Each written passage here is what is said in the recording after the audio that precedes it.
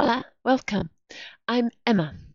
I'm here for Portuguese language lessons, and this is the first lesson of the elementary course.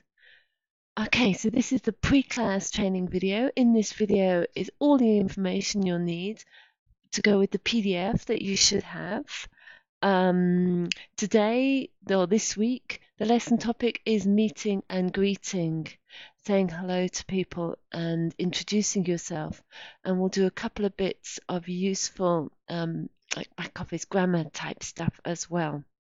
Remember, this is a video, so you can stop, rewind, repeat. I'll go through the exercises and give you the answers. But I'll tell you if you want to pause and do the exercise before I tell you the answers, do that. If you prefer to listen through the whole video and then go back and do it yourself, do. Remember, at the end of the PDF, you've got all the answers there for you to check everything with. If you've got any questions, just drop me a line, email me, or at the beginning of the class, there'll be some time where I'll say, have you got any questions? Do ask. There's a good chance if you've got a question, somebody else has got a similar question. It's always beneficial. If I don't think it's relevant, I won't take us off on that tangent, and I can talk to you separately. Okay, I will have given you an invitation to join the Quizlet group. Did you manage to get into it? So this week, the groups, the sets, I've actually sent you 5 sets. So there'll be one set that goes to the PDF that you will have received when you got the invitation to join the group. So that's just there, contact with the language, reading practice. Hopefully it's interesting. Then we've got the verb ter, which we're going to look at here. So you've got lots of practice exercises there with that. Some subject pronouns, which are the words you need to make the verbs work, very useful. The set called expressions, which are the expressions that will come up in the class. And then some numbers, because numbers 11 to 12 I find are challenging for everybody, all learners of Portuguese. Okay, hang on, I didn't transition before I showed you that. Okay, so there you go. So there they are. Ter, subject pronouns.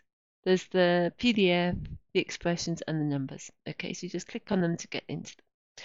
So the lesson for today. There. Let me hopefully put that there for you. Okay. No, not that one. Sorry. It's this one. Right. Got 2 things open. Okay, this is today's. So this is the PDF I sent you. So first of all, let's listen to this short text. We've got Marco talking about himself. In all of the trainings, we're going to do this type of exercise. So we will have a short text. I will have taken some words out, and you'll listen and try and complete. Now, doing this completion on the first listening is incredibly difficult. You need to listen first, all the way through, to get used to the voices and have an idea of what this is all about. On the second listening, you need to listen and stop after every 2 gaps or so to give yourself time to write. And then you need to listen a third time to check and make sure you haven't got any gaps. Okay, so I'm going to run through the exercise in this way for you this week, but in future weeks, I'll just play it once for you, and then you can do this repetition. Okay, so here we go. I'll put on the audio for you.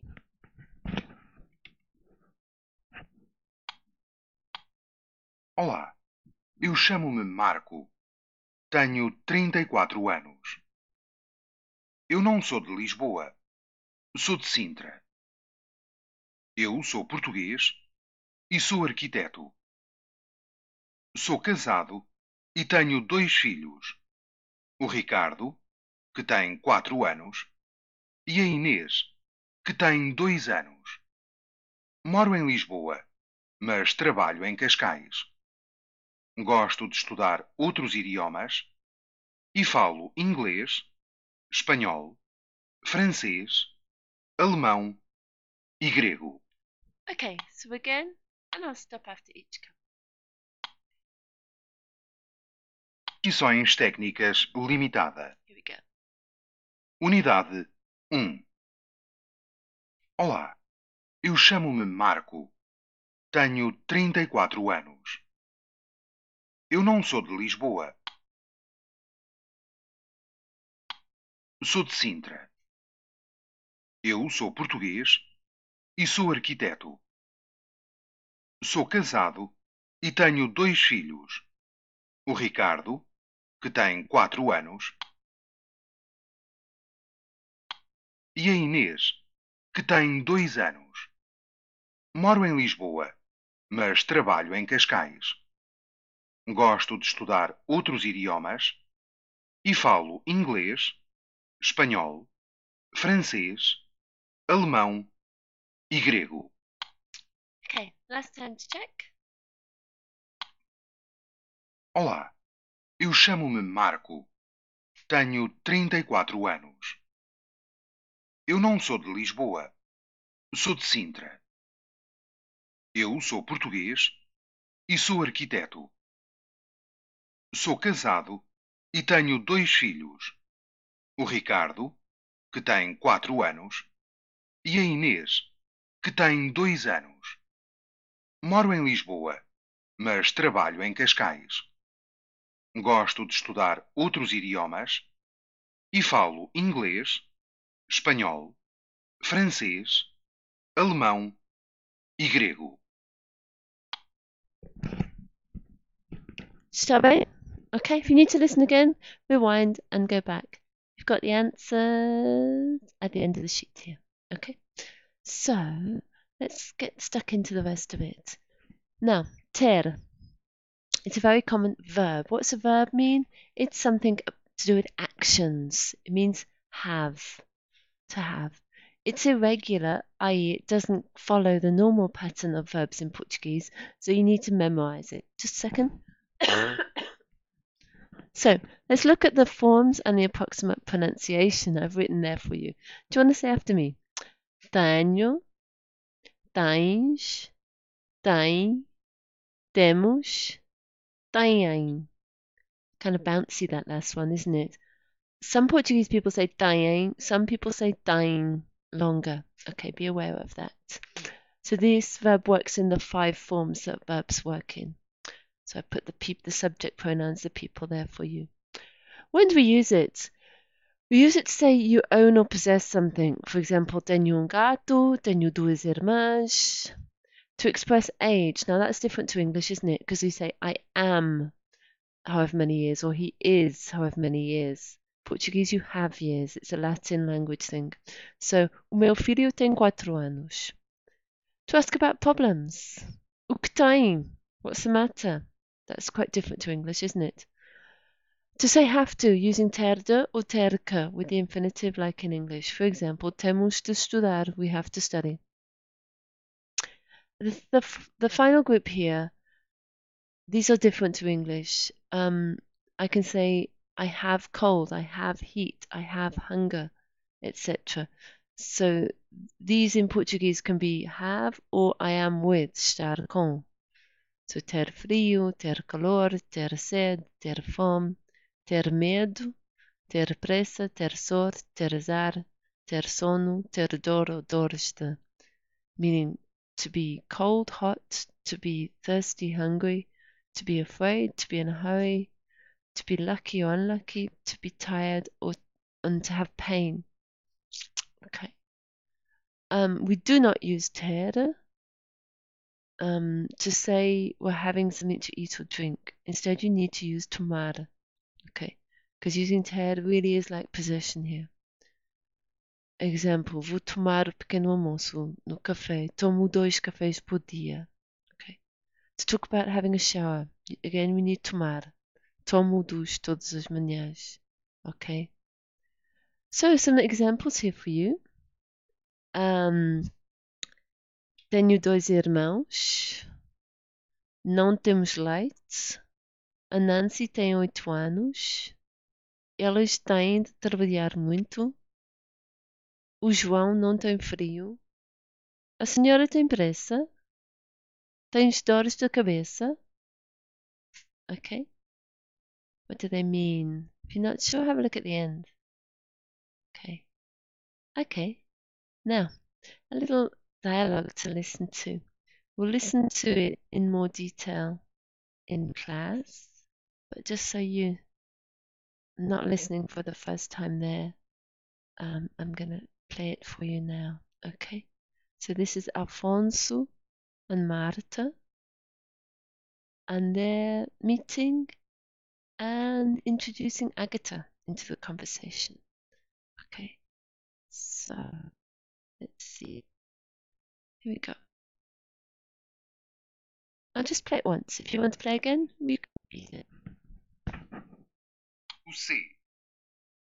O Afonso e a Marta encontram-se numa festa em casa de um amigo. Here we go.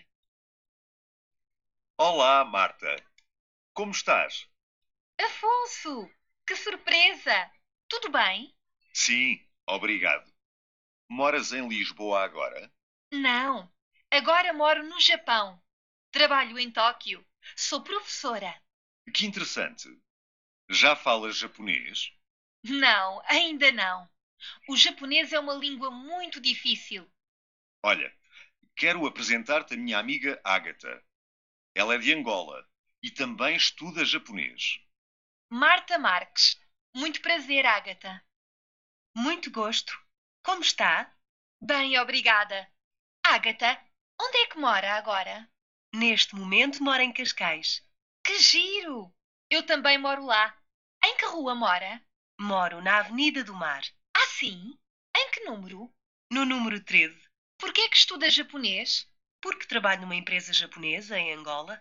É muito importante falar japonês. Quanto tempo fica em Portugal? Fico mais um mês. E a Marta? Fico 5 dias. Então, boa estadia. Muito obrigada, Marta. Tá bem? Okay, you'll find a lot of the expressions in here in that Quizlet set called expressions. Okay, notice how they're running all the words together there very nicely, speaking very nice Portuguese. Okay, but we'll look in more detail in the lesson at that. Now, a little bit more. Now, talking about this word de, and it changes to do and da. Okay, this is something we see in sentences a lot and often causes confusion. So let's explain and go through it. First of all, some examples. So if I say por causa da muita chuva, that would mean because of, literally for cause of, lots of rain. Por causa de muitos incêndios, I would be saying because of many fires, lots of fires. Por causa do fogo would be because of the fire. Por causa da chuva, because of the rain. Por causa das tempestades, because of the storms. Por causa dos incêndios, because of the fires. Okay, so you can see when I've got do, dad, das, and dos here, it means I'm adding in the word the to the sentence. Okay, and it is obligatory in Portuguese. You cannot say de a, de u. You must make a contraction. Okay, so we end up with do, da, dos, and das. So in other languages, we often use an apostrophe. So it would be very nice if in Portuguese they also use the apostrophe to indicate there's two words here. But they don't use the apostrophe at all in Portuguese. So we just have to either know or not know that this is happening. Okay. And how do I know whether it's going to be a do or a da or a das? It's because of the gender of my word. So in general, I'm going to say ending in O, masculine, ending in A, feminine. Okay, os, masculine plural, so it's matching up in general to the ends. Okay. So that's all well and good, but often we have a difficulty because we see the word the in Portuguese much more commonly than we do see it in English. So let me talk about this a little bit because this is very useful to take on board. So before people's names, o Pedro, a Marta, the word the is usually used. I usually think of it being the one and only, we're unique. Before meals, o pequeno almoço, o almoço, o jantar. I always say meals are very important, so the breakfast, the lunch. Most countries have the, o Brasil, a China, os Estados Unidos, not Portugal and a couple of others. Yeah, confusingly with a few countries, this is an optional thing, but just learn the ones you need. Okay, and if in doubt, put in u or a in front, or us or as. Okay. Possessive adjectives, what's that? Words like my, your. In European Portuguese, not Brazilian, they say the my book, the your wife, the your shoes, the your children. Excuse me. Words for places, institutions, places like work, school, university, hospital. O trabalho, a escola, a universidade, o hospital, all the time. This is quite a biggie. Portuguese cities and islands whose names have a meaning. O Porto, that means the port. Figueira da Foz, the fig tree at the river mouth. Os Açores, the hooks. A Madeira, the woods. Other cities do this, nor do non-Portuguese cities, because obviously they don't have a meaning. And then we've got days of the week. Na segunda, no domingo. On Monday, on Sunday, etc. So we see the do, da, dos, and das, and we just translate it back to the English as of or from without the word the. So here's some exemplos. Estas flores são do João. Antes do jantar, vamos passear. Ela é do México. Precisamos dos nossos livros. Volto do trabalho às 6 da tarde. Gosto do Porto. Can you work out what they mean? You've got the answers at the end. You can have a go at writing some really similar sentences, a really good way to get your head around this and practice your Portuguese. Okay. In a very similar way, the word em, which translates roughly as in, on, and at, makes contractions. So this doesn't look quite as similar because our em is becoming a nu or a na, etc. Okay. So what do these sentences mean? O senhor mora em Portugal? Do you, sir, live in Portugal? Moro no primeiro andar. I live on the first floor. Estamos na primavera. We are in the spring. Ele está nos Estados Unidos. He is in the United States. Eles trabalham nas lojas. They work in the shops. So again, we're not allowed to say em u, em a. We must make this contraction. And this is very confusing. Nu. It looks like the word no, doesn't it? But it's not. It means in the. Em un. Okay. And pronunciation, we need to say nu, not no. Okay. So nu, na, nos, nas. Okay. Again, there's no apostrophe, but it is two words. Okay. Remember that we're going to see the u and the a and the ush and the aj more than in English. So let's have a look at some examples here. Moro na Avenida do Mar. Ele trabalha no Brasil. Ele mora no Brasil. Sorry, I was reading down a line. Ele trabalha no centro comercial. Ele estuda nas Filipinas. Vou no carro do meu irmão. Estamos na Madeira. Okay, so there we go. You have a good look through this, spend your time. You've got all the answers there. Any questions, ask me at the beginning of class on Thursday or drop me an email. Okay? Enjoy.